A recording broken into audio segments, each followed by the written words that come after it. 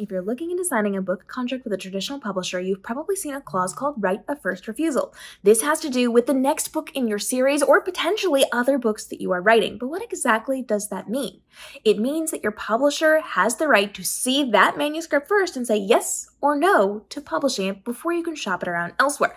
And this particular clause can come with other things as well. So let's talk to everybody's favorite IP and entertainment lawyer, Tony, to find out more. My name is Tony Iliakostas. I'm an adjunct professor of entertainment law and IP at New York Law School, and I have an Instagram, YouTube, and TikTok account called The IP Professor that is dedicated to all things intellectual property. We talk a lot about book contracts here on the channel, and last week we actually talked about an exclusivity clause, but in that conversation we mentioned right of first refusal. This is something we will often see inside of a book contract for the next book in a series and occasionally for books in a different series or different standalone books. So can you break that down from a legal perspective for us, Tony? Yeah, right of first refusal is oftentimes the term that you would see in publishing agreements between an author and a publishing house. Basically, this is a great way for an author to pitch ideas to a publishing house. And really, it's at the discretion of the publisher to say yes or no. Mm-hmm. This is also really good for a lot of reasons. One, you're not bound to, let's say, some type of deal, if you will. Like, we were talking about exclusivity last week, right? Where it's basically almost like you're shackled to the deal and there really isn't any way to back out of it. Mm-hmm. At least with the right of first refusal, it does allow you to pitch the idea for a book or a series or maybe like the next sequel of an anthology to mm-hmm. the publisher. And it's really at their discretion to say yes or no. They could obviously ask for an amended version of the idea.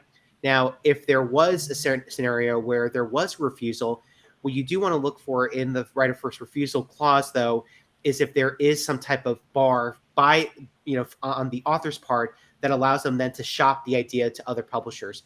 That's probably going to be the most pivotal aspect of the whole read of that contract term.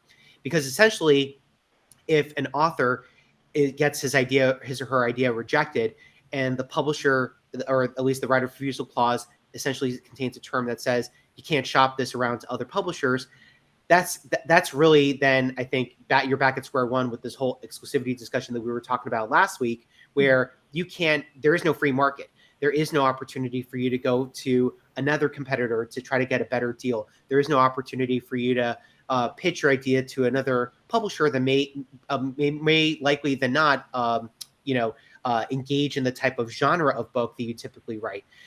If you have that type of clause or that language written to in your clause where you have the ability to shop around, that's then where you have a really, really good right of first refusal clause. But that's all going to depend on how the contract term reads. I would also say that before you sign any publishing agreement, make sure that you read the fine print on every aspect of it. That's where a publishing lawyer comes super handy. Oh, yeah. You especially want to have them have a read of what the right of first refusal clause would look like, and if it would be beneficial for you to sign as is, or if it would require any sort of red line. And remember, you're a creator, you have rights, and the last thing you want is an impingement of those rights. So nitpicking every last aspect of it is going to be a pivotal part of the process, and I think that right of first refusal is a step in the right direction, as long as it does contain language that is beneficial for you, the author, once you have a fully executed contract with your publisher.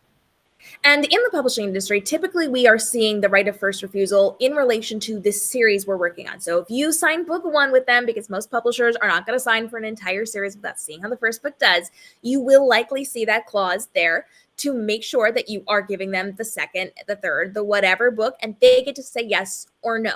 Now, with that, it might have that little bit of exclusivity because you cannot take a second book in a series to go to another publisher.